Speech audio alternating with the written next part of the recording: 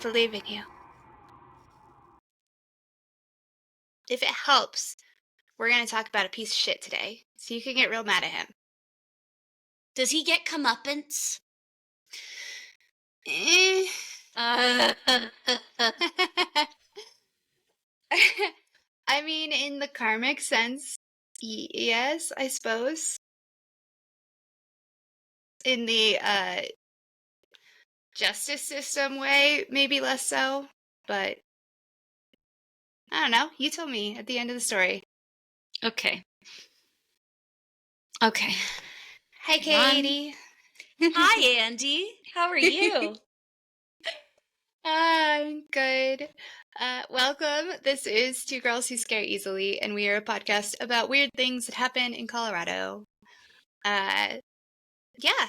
So last week, Katie told us a story, and that means this time it is my turn.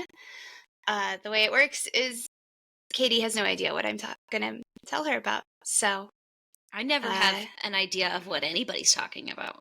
It's a blissful way to float through life. Especially right now. Just, ugh. Okay. So, what are we doing today? We are jumping in with both feet this season and going straight for a serial killer. All right. It sounded like a fun idea at the time. Okay. Doesn't it always? All of our podcast ideas start out with like, this will be really fascinating. Right? This will be so interesting. And then it makes you so sad. Mm-hmm. So, we are going to be talking about a man named Robert Spangler.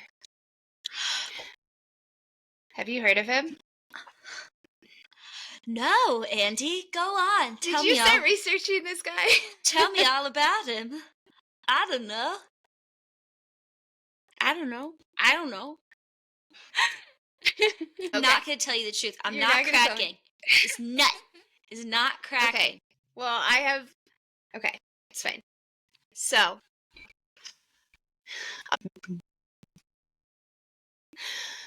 all right. Robert Spangler was born on January 10th, 1933 in Des Moines, Iowa, and then immediately put up for adoption. He was adopted by Merlin, and I forgot to look up how to pronounce her name. It's a really long first name. No, this one is Ione. Eon? I don't know. Spangler. And raised in Ames, Iowa, which is, I think it's nearby. I don't know. Iowa. Hot take. Iowa sucks. Ooh. I grew up in Nebraska, and Iowa's really boring. And the interstate speed immediately drops 10 miles an hour when you cross that state line. It's dumb. Okay. It's dumb. Anyway. Born and raised in Iowa. He started dating Nancy Stallman in junior high. Okay. He was the high school football hero, and she was the all-American girl who did all the extracurriculars. I see. Mm-hmm. Okay. After high school, Bob and Nancy went to Iowa State, and then they married the year that they graduated in 1955. Okay. So he is now 20... Like 22. 22, 23? Okay. Yeah. So after graduation, Bob joins the Army for a while. Okay. And then after he's discharged, he works in public relations, journalism, and broadcasting. He contributed to the development of Sesame Street. No. Yeah. Oh, that show's too good for the likes of him. I know. I think it had to be pretty early on. Okay. Like, he wasn't, like, a big part in it, but he, like, worked on it at some point. How much did he... When you say contribute, It didn't go into it, so I'm gonna say it was just, like, a little bit. Okay. Yeah. My personal headcanon will be that he was the assistant to the regional assistant. Like, He just got the coffee. yeah, don't you mar that gorgeous and spectacular piece of early child education television. Right? Uh, so he ended up taking a public relations job for a nonprofit and moved with his wife to Littleton, Colorado. Okay. I know the first shoe is gonna drop because right now this is like you're a totally normal Yeah. seeming guy. Yeah. I mean, so far. So in 1961, Bob and Nancy welcomed their son, David. Good. And it was followed in 1963 by their daughter, Susan. Oh, And they settled into family bliss, which, of course, doesn't last. So, Saturday, December 30th, 1978.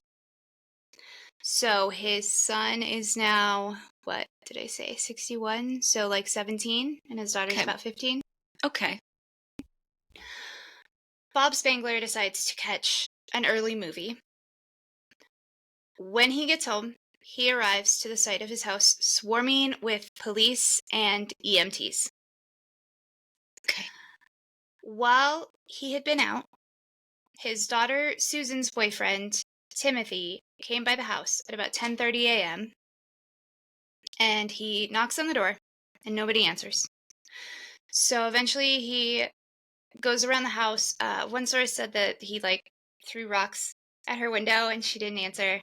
And so he goes around the house and he climbs through a basement window, which apparently he had done before because it's the 70s. I don't know. Like, who among us didn't break into their friends' houses in high school? I did not. You were in a cult. Pardon me.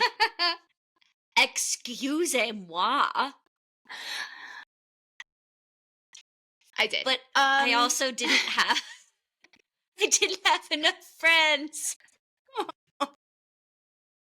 Anyways, that's fine. That's not the point. But yeah, it's the 1970s of it all that she definitely snuck him into that house a time or two. Oh, absolutely. And he knew the basement window. Yeah. Yeah. Was available. Exactly.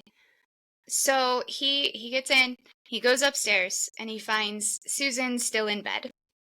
But when he tries to wake her up, he notices blood.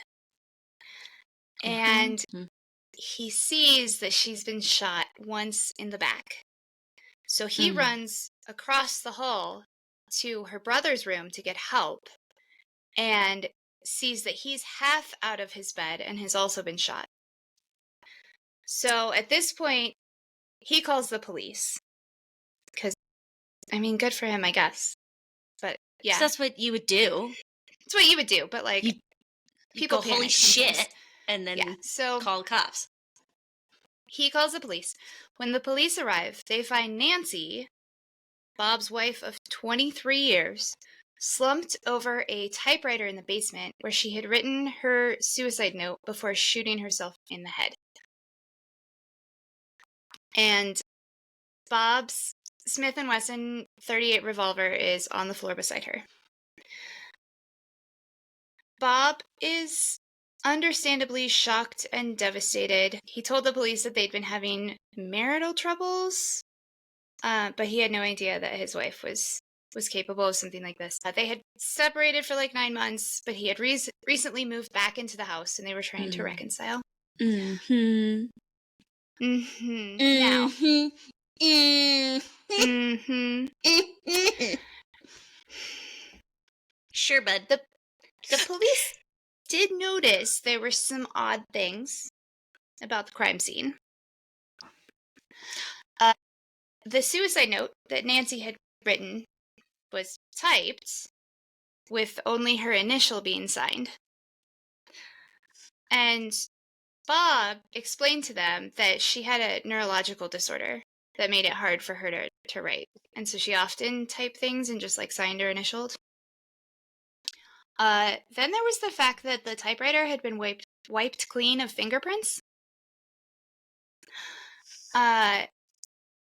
Furthermore, tests showed that there was gunshot residue on Bob's glove, but not on Nancy's hand. Strange. The gun was found about 5.5 feet from her body, and the handle was wrapped in a man's sock. The gunshot residue on Nancy's forehead indicated that it was held out away from her and at a downward angle. So, like, this pretty much like as far as you could get it from you at a real awkward angle. And, you know, possibly could be considered somewhat execution style-y, you know? And perhaps a bit far for somebody's own hand. It'd be a real weird. That'd be a real weird angle to do it. And downward is okay. Yeah, it's a choice. Yeah, and so. Gun 5 feet away, so you shoot yourself in the head and then also throw your weapon. Yeah. I don't know. It's strange. I mean, I do. That's bullshit, but okay. Robert's story also changed. So in the first version, right? I mean, he just shows up and oh my god, what happened? The second version, he told the police that he had actually gone into work that morning, which it's Saturday, like it's the Saturday in between Christmas and New Year's as well. Yeah, exactly. Everything's closed. So he said that he had gone into work that morning, and then he came home, found his family dead, picked up the gun, and then freaked out and went to the movies without calling anyone. He meant to call the police after he had time to process what he'd seen, but by the time he got home, they were already there. Sure, Jan. It was just shock, We all do silly things like that. Yeah, if I walked into my home and found my entire family shot to death, I too would say, I need to process this at the cinema. Have a nice, crisp Coca-Cola, and then think about it. Absolutely. Completely reasonable. Get some popcorn. Your blood sugar is low. Yep. The shock has set in. He needed a Snickers. You're not you until you have a Snickers. Yeah. That is a wildly extreme interpretation of that catchphrase, which I also know was not invented at the time. But god damn, I don't think that's what they meant. I don't think so. I don't think being hungry is an excuse for that. He did take 2 polygraphs, but he was so distraught that he hyperventilated and they couldn't actually get any usable data from it. So, he was upset. Yeah. Yep. Yeah. That's not at all a strategy. Nope. No. Not at all. Despite these strange details, on January 3rd, the Arapahoe County coroner determined that the tragedy was, in fact, a murder-suicide. What? And the case was closed. Most of the evidence was either returned to Bob or destroyed. And Bob had his family immediately cremated. And apparently his eulogy at their funerals was weird, but it's probably just because, his wife murdered their children and then killed herself. So that's a weird eulogy to give, I guess.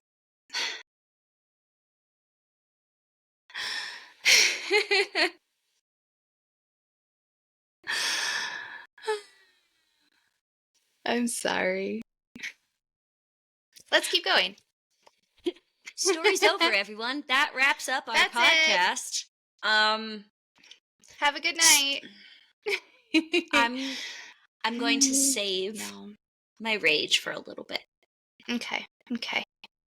So, luckily for Bob, he was not left all on his lonesome. It turns out that the marital troubles that Bob had alluded to actually referred to the affair he was having with the young secretary at work named Sharon Cooper.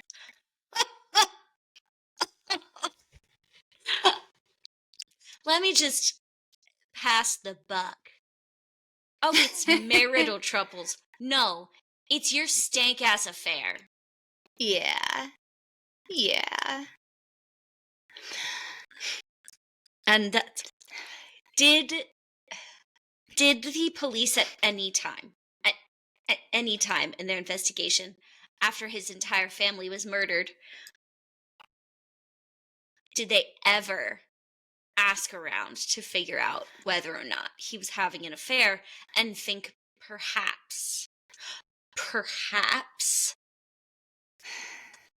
that may have been a motive for him in his scuzzy, slimy, gross, disgusting brain to think, maybe I need to just get rid of this whole pesky family that I had. So that's what's super fun is that the police knew this guy was guilty as sin. But once the coroner said, no, it was a murder-suicide and closed the case, they couldn't get it reopened. They didn't have enough evidence to pursue the case at the time because it was the 1970s. Fuck did he know in the coroner's office that got that cause of death pushed through? I mean, it was the holidays. Maybe the coroner was just like, yeah, whatever, it's fine. That's one of the few jobs in the world where I would say it is important enough that you never phone it in. Right? There's not many, but there's a few. And that's one of them. Like lifeguards, firefighters, teachers, ER nurses, surgeons. And you know what? I take that. I think teachers can phone it in sometimes. Pilots. Teachers can. Occasionally. Teachers can phone it in a couple times. I get it. Yeah. You do you. But that's real. Children are exhausting. Yeah. Yes. Okay. So the answer is yes. So Sharon. So he gets married. Mazel. Sharon was a hiker and a writer, and she was passionate about the Grand Canyon. Bob was immediately drawn to her, and they loved hiking together. That was their jam. And so July 14th, 1979, Bob marries Sharon. Yep. This is 7 months after his entire family was killed. And the two of them moved back into the house where it happened. Madam. Yeah. Girly pop. No. Yeah. Okay. Just keep going. This caused a bit of a scandal, but Bob admits that he was good at compartmentalizing, and he was ready to start his new adventure with Sharon and her 3 dogs, and it's this new part of his life. The perfect way to grieve the death of your family is to start a new one. Immediately. Immediately. Oh, that's very triggering for me. Oh, okay. Sorry. So, 1986, they've been married for 7 years. It's a big year for Bob and Sharon. Sharon published a book called 1 Foot in the Grand Canyon about hiking there. Congratulations to her. Yep. This is also the same year that Bob's father, Merlin, died. Sorry, I'm just really obsessed with someone actually being named Merlin. His name was Merlin? Yes. And you just told me No, that? I said it in the beginning, but I was so caught up in not remembering how to pronounce his wife's name. His name's Merlin, which is, and apparently his dad was like pretty cool. He was like a university professor or something, and like, yeah. But yeah, so his dad Merlin died, and he left Bob a small inheritance that allowed Bob to retire.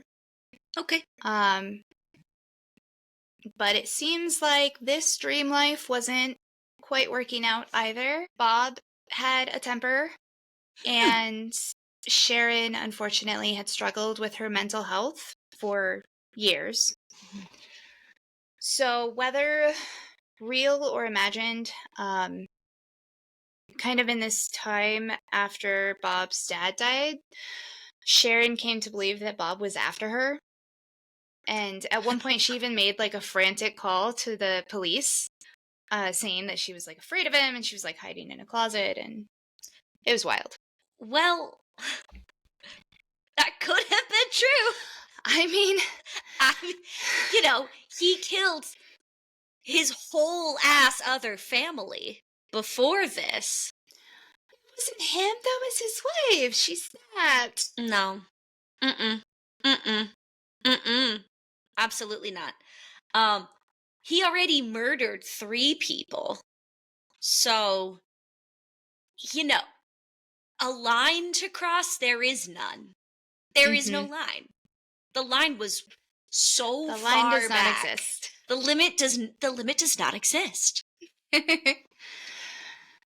So they divorced soon after this. Bob is ordered to pay $500 a month until 1990, and then $400 a month until 1997 in alimony.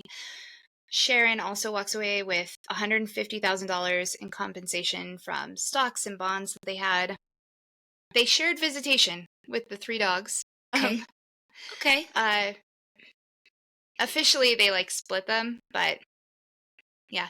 So the divorce agreement also stated that Bob was to receive $20,000 back from her estate if she died before him.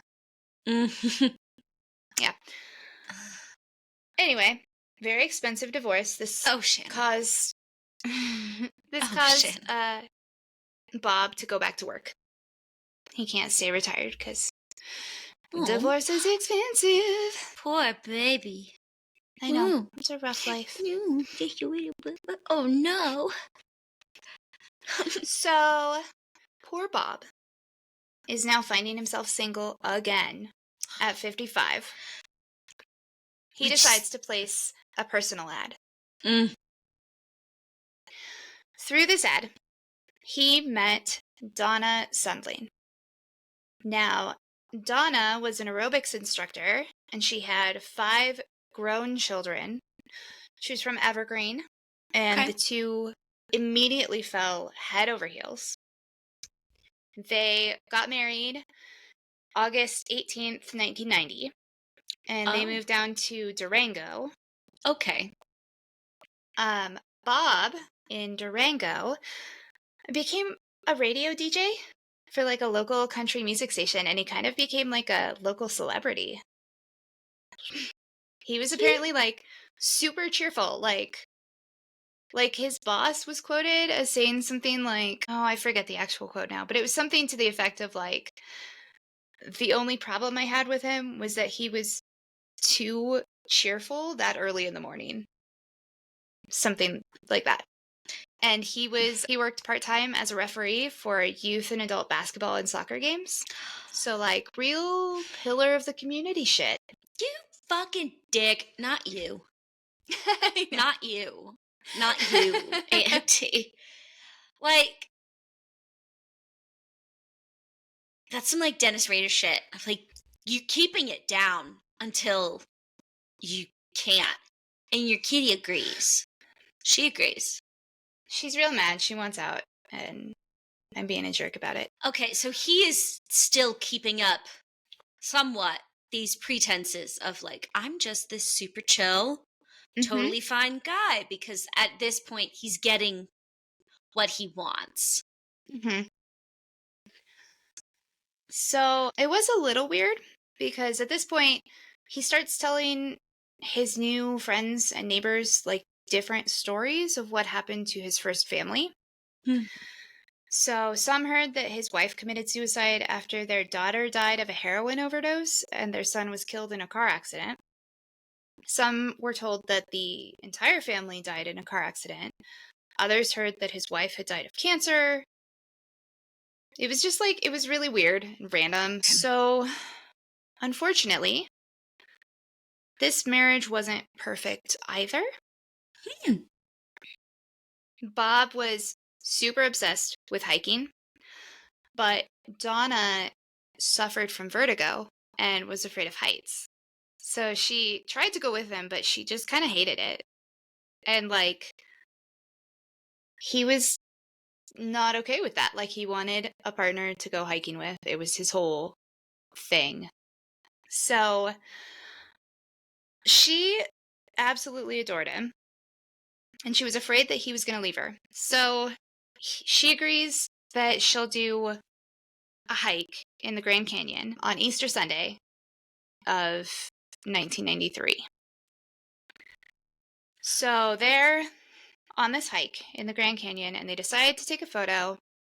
And Bob had Donna pose at the edge of this cliff while he set up his tripod and the timer on his camera. And then when he turned around, she's gone. Mm.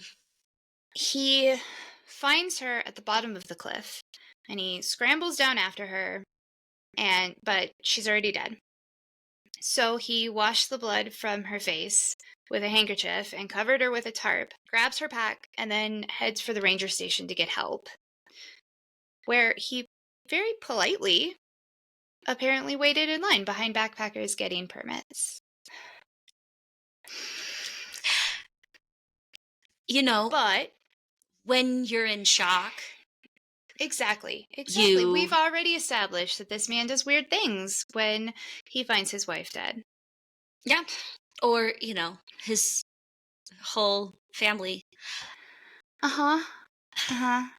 There's a line between, yes, trauma presents in people differently, and people who are in shock sometimes act like freakishly calm because they're just on autopilot because inside is an absolute dumpster fire. Mm-hmm. However,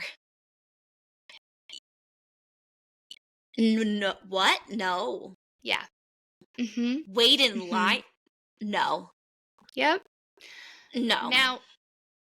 Now the Grand Canyon is a dangerous place. Six other people had died of falls in this same part of the canyon that same year. And Bob actually becomes kind of like a spokesperson for the dangers of hiking in the Grand Canyon. He was interviewed on local talk shows and quoted in USA Today and on NPR, spreading the word about how to be safe while hiking the Grand Canyon and how dangerous it can be.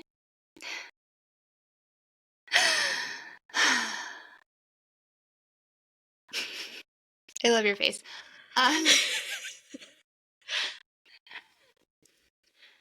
So once again, Bob has Donna cremated immediately. Actually, it was a little too fast because it was actually before her parents or her 5 children and 5 grandchildren could even make it out there. Yeah. Yeah. He was just so overcome with grief.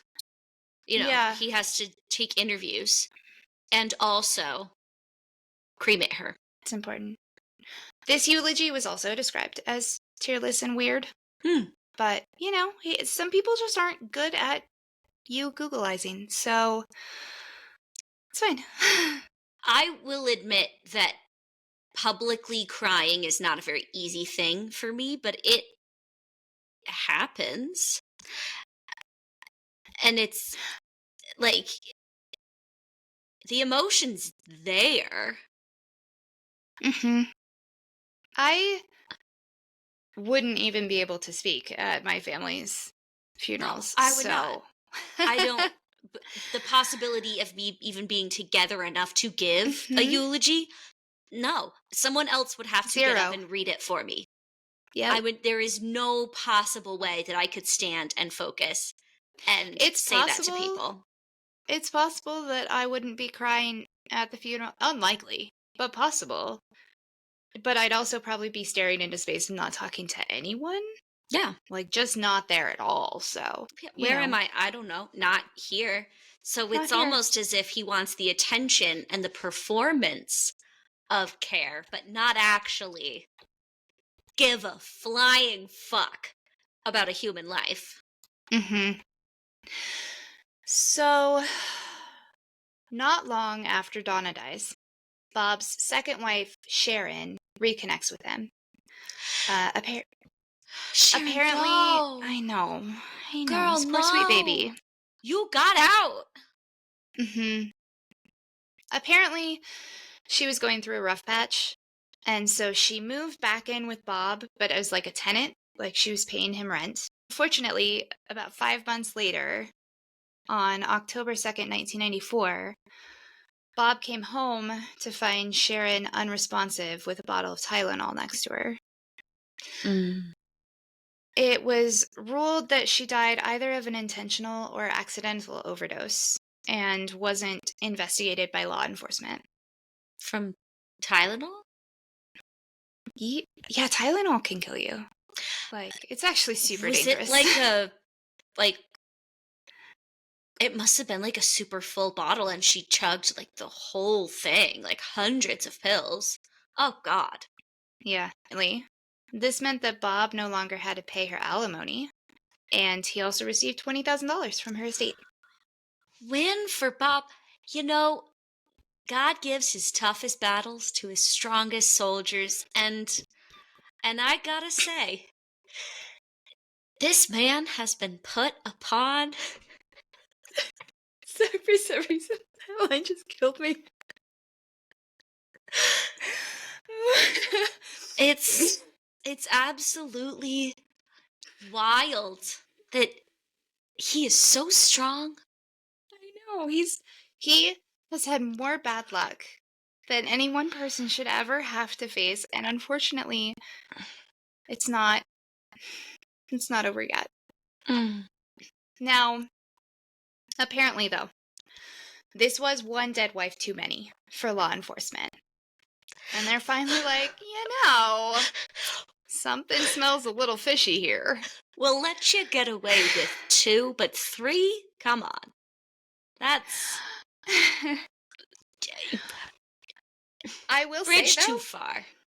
when law enforcement decided to start looking into him, all the law enforcement started looking into him.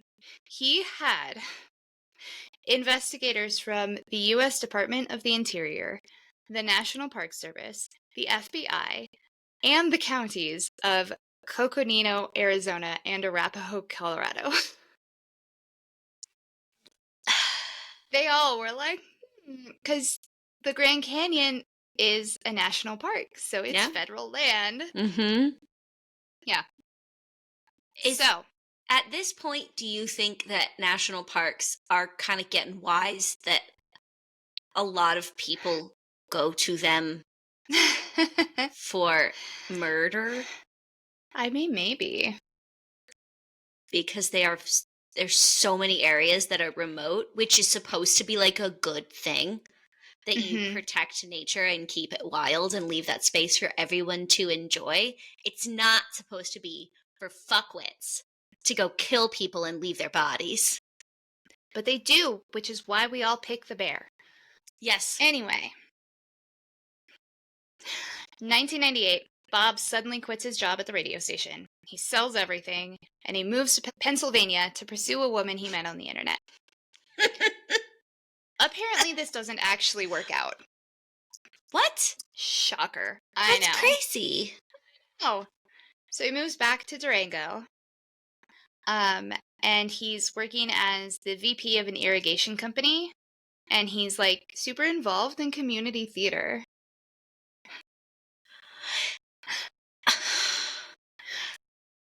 You hit the nail on the head earlier, though, when you were like, "Oh, it's like he likes the performance of grief being Yeah. carried."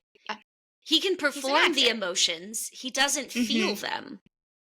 So he needs that outlet. And also, like, probably some fresh ways to mimic genuine human emotion. He's coming up short. If he joined an improv group, I am getting up and walking away. If you say, Oh and my then god, he it was joined, probably, like, right about the right fucking era of that. probably. Ugh. So, he meets his 4th wife, Judy Hilty, at a breakfast for singles and immediately falls for her. But in the meantime, while he's at the theater, he has a Mitch McConnell moment and just, like, freezes. And he apparently had also been having trouble with his eyesight and trouble remembering his lines and concentrating. So he goes to the doctor August 12th of 2000. Turns out he has inoperable brain cancer. So he's 67 at this point. And that's the karma right there. Mm. Like, so with this terminal diagnosis, he and Judy decide to get married, as one does. Because he's 'Cause suffering. He's going to need someone to take care of him. You know, And they don't want to waste a moment. No, not together. He's been going through his life all alone, except that one time that he was married, and then that other time that he was married, and then that other time that he was married, and then that other woman that he was seeing, and now this time that he was married. But other than that, he's been totally alone. Exactly. And he has had so much bad luck. He deserves something good to happen. Mm. That hurt a little to say. So with this marriage, law enforcement goes, oh shit, because they're afraid that Judy is going to have an accident. Guys, can we please? So this whole time, they've been like interviewing people from Bob's life to try and, get the details, whatever. One of the people that they had interviewed finds out that Bob has terminal cancer and calls up law enforcement. It's like, hey, this guy's dying. And so they're like, well, fuck, we're out of time. So they decide, what the hell? Let's just ask him.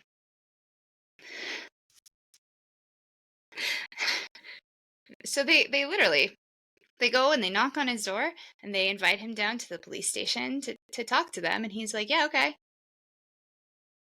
And so they were actually pretty smart about this, though. They thought this through. They knew that this man has an incredible ego.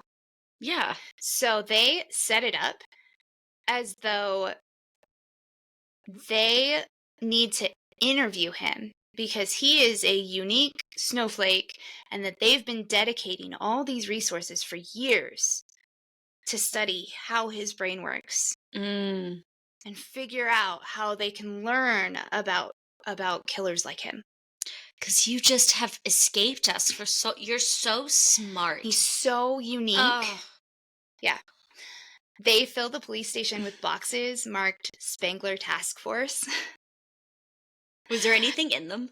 Oh, no, I don't think so. Spectacular. Yeah. Spectacular. And they start the interview by telling him that they've never investigated a killer quite like him before. To which he responds, it requires a singular focus in committing the actual crime, quite cold-bloodedly. Shut the fuck up, dude. Swallow your own tongue and then pull your lip over your head into your body and then descend into the ground. You know what? Don't poison Mother Earth. Yeet yourself into the sun.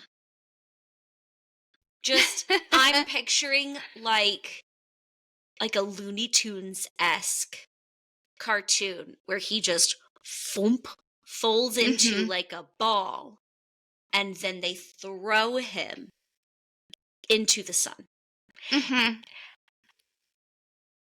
Just shut up. Oh my God. Okay. Yep. So now, of course, they know that he's putty in their hands because they said the magic words. You're so great. You're so strong. Do you go to the gym a lot? Oh, wow. That's so interesting. That's so interesting. Tell me more. Oh my God. So his first interview lasts 4 hours. And he decides that he's willing to confess, but he only wants to do so to a profiler because he's obsessed with himself and wants someone to explain and, I guess, marvel in his inner workings. Yeah. He wants to end up in the FBI textbooks. Exactly. Investigators tell him that profilers only speak to serial killers. And killing 3 people in one shot doesn't make you a serial killer. You have to kill multiple people over time. So he talks it over with his wife, and he comes back and he says, "You've got your cereal." He talked it over with his wife, so she now knows. Okay. You've got your cereal. You've got your cereal. I guess initially he hadn't wanted to take credit for Donna's murder because he was afraid her family would take him to civil court. Yeah. So, yeah. So they take a break, and they take a break overnight, and they come back the next day, and he just starts confessing. So this is what he tells him. So by 1974, he was bored as fuck with his life. He didn't want to be a parent. Like, his kids were out of control, and he thought his wife was boring. All he did was work. And so then he meets Sharon, and he becomes obsessed with her, and he moves out of his family home for 9 months. But he knows that it's expensive to get divorced, and it honestly just seemed like a pain in the ass.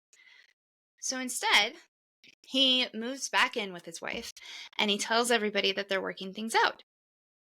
Then he types up Nancy's suicide note, and he folds it, and he tells her it's a Christmas letter. So she just initials it without reading it. Then, December 30th, he lures her into the basement, telling her he has a surprise for her. He has her sit in front of the typewriter and close her eyes, and then he shoots her in the forehead. Then he sneaks upstairs and shoots his daughter, Susan, in the back while she's sleeping. But the sound of that gunshot wakes up his son.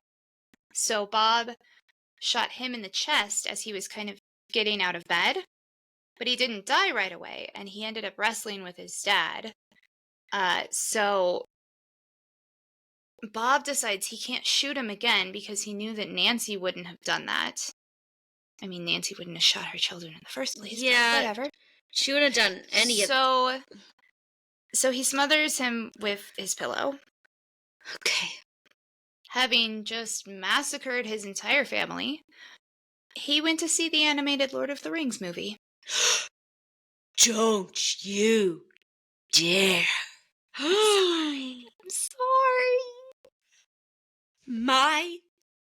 It shows what a monster he is. My sacred fandom. Yep. Monster.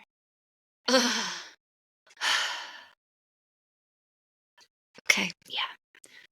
So then with Donna, it wasn't long after he married her that he realized they didn't really have anything in common. She was just completely devoted to him, which he obviously liked. But he knew from divorcing Sharon at this point that it is, in fact, a pain in the ass and very expensive. So he finally convinces her to go on a hike in the Grand Canyon with him. And if you remember, Sharon had written a book about the Grand Canyon. Like, that's how familiar they were with this place. So he takes her on a trail on Horseshoe Mesa, which just so happens to go past a ledge that would definitely kill her if she fell. When they go hiking, when they get to that ledge, he straight up shoves her over the edge while she is looking at him in the face.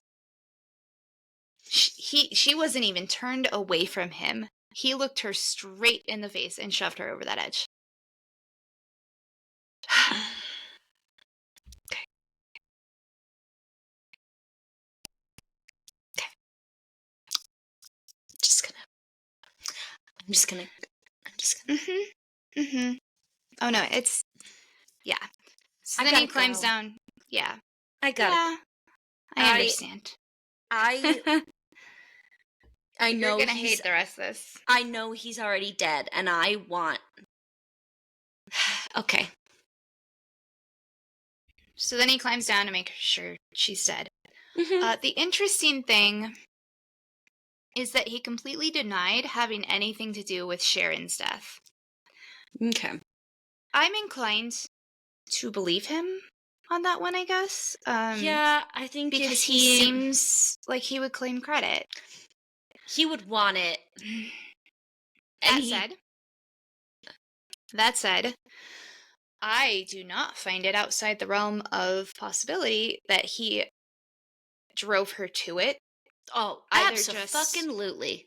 With his sparkling personality, or she could have found out about his past crimes. I mean, it does seem like she had her own personal demons, so it could have had nothing to do with him, but I find that doubtful. Yeah, I mean, this is very much a man who only gives affection, pretends, it's not real, only pretends to give affection and make you feel special when he wants something. And then when he tires of you, I imagine he gets very cold, and he knows exactly her vulnerabilities. So it's entirely possible that he just was so lazy, for lack of a better term, that he just didn't want to do it himself, but he was fine absolutely icing her out because he knew that she would. Yeah, well, and it wouldn't surprise me in the least if he, even if he hadn't intentionally driven her to overdose, it wouldn't surprise me if he did walk in on her, found her having an overdose, and maybe just waited. Waited a little longer to call the ambulance. He's gonna think, what a fortunate blessing for me. Yeah, he's thinking of all that money he now doesn't have to pay her. So, that's the thing. Now this man. Okay. This man then had the audacity to say that, quote, except for just those 2 bad days, he had been a model citizen.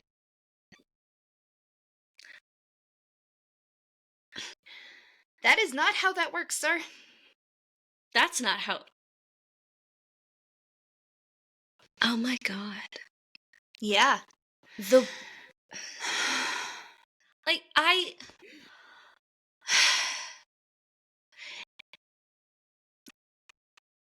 There are no words.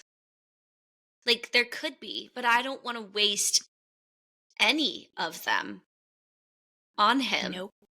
Just... No. Actually, no. Not even a little. Yeah. Yeah. So, yeah. Eventually, he pleaded guilty in federal court in Arizona, federal district court, I guess, in Arizona, to the first-degree murder of his third wife, Donna, and also admits to killing his first wife and 2 children.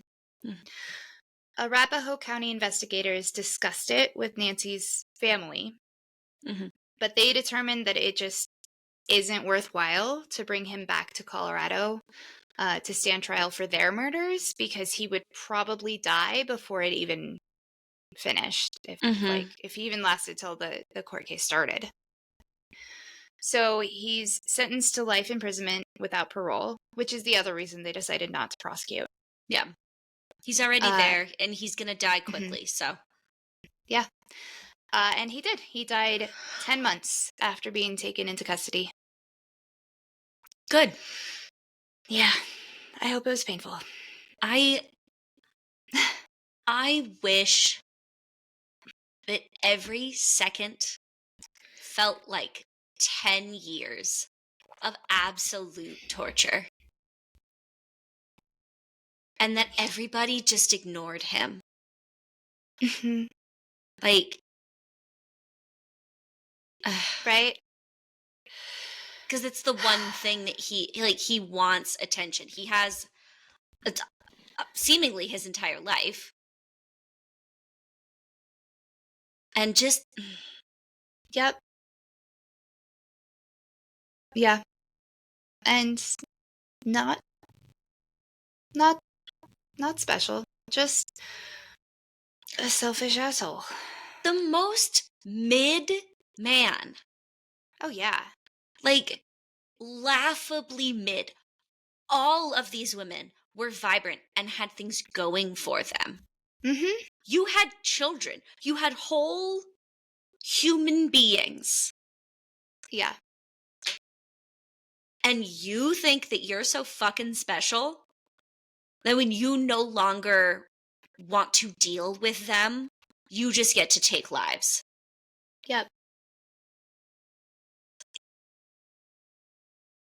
In the year of our Lord, 2025, there are still some men who genuinely feel this way. And to that Right? I say, fuck all of you. Mhm. Mm-mm-mm. Mm-mm. You're not special. You don't know. No. Mm-mm. Stop. Can you just stop murdering Right?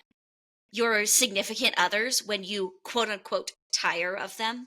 Just don't do Right? Like, that's not an answer. Like, you don't just get to No. kill people because you're tired of them. No, you don't. They're not things. No. Stop murdering women. Please. Like if you're gonna be a dick about it, just bounce. Yeah, just leave. Like, you probably don't have that much going for you anyway. Like, this guy, all he did was work. It didn't sound like he really had, No, he has a nothing. sparkling social life or anything to hold him. Just fucking leave. Change your name. Do a face off. Burn your fingerprints. I don't every other Or choice that you could have made would have been right one. Just leave because they're not gonna look for you. You suck. No. God, you suck so much. They would have been so happy if you had just left. Right? You should have just left. Yeah. Real winner.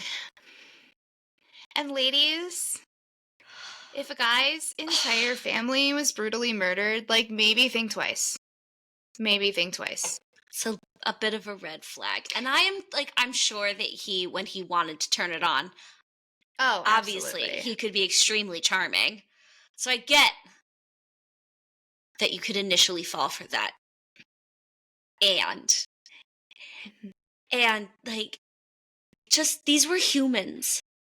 Smart, vibrant, talented. Just a quick Google.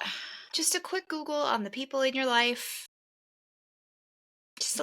Wasn't this the early 90s? I don't think Google It was. But now we can. But now we can. Now we know better and we need to do better. Yeah.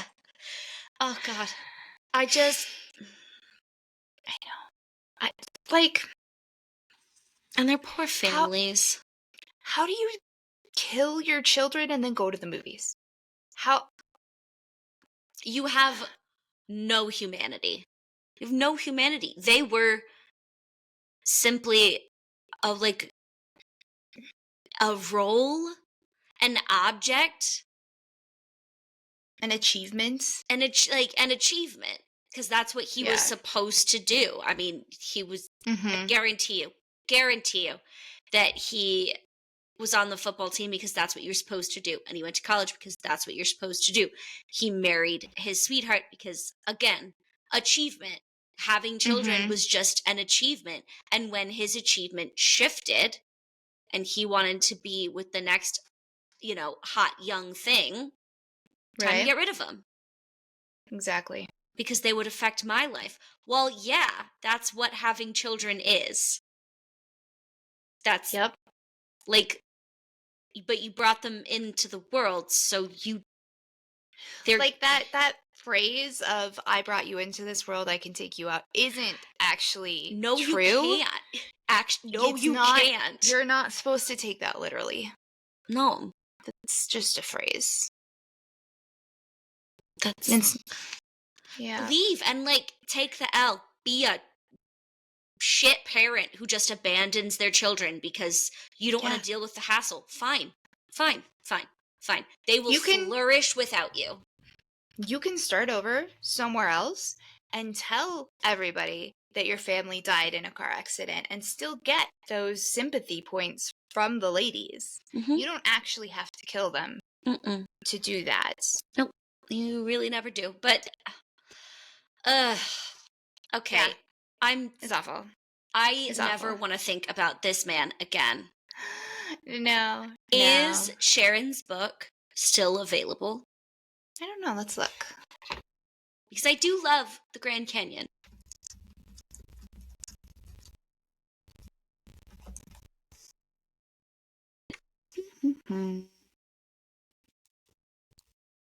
One Foot in the Grand. It is available on Amazon.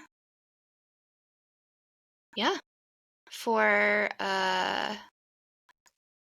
$23.48 in paperback. That is a bargain. Okay. So I think instead of ever thinking about him again, I might read that. I like it. Because it's a good choice. Because serial killers want to be remembered, and so the cruelest twist of fate is get fucked. I don't really care about you. I would much prefer to have the people that you murdered in the planet. On the planet. Exactly. So, yeah.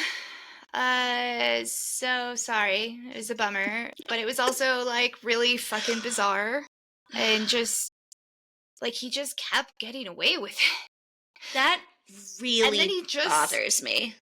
Admits to everything. Yeah. That was at least kind of satisfying. I guess. Because I prefer that, I guess, to them being like, no, I'm a victim too. Or, he would have never, ever confessed as easily if it wasn't for the fact that he already knew he was on his way out. And it makes me mad that it took that long. It shouldn't have. It should have. Yeah. I mean, none of it should have happened. Should have stopped with his family, his first family. Yes, you're a family annihilator. Exactly. That's ridiculous. But, I mean, at least you got cancer.